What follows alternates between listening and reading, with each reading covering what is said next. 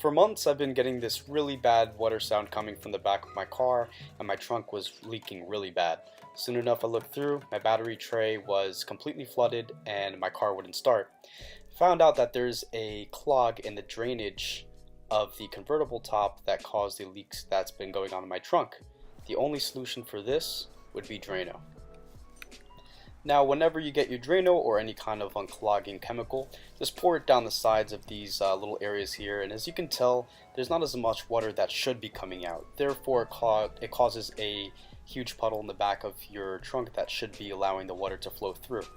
Now once you pour it through, you wait about 10 to 15 minutes, and then afterwards you drain it out with some water.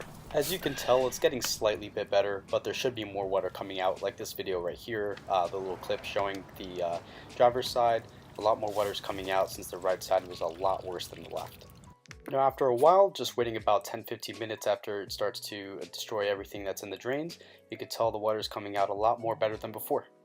After using the chemical and draining with the water back and forth for after the 15 minutes, we get a full clean drain. Thanks for watching, hope it helps.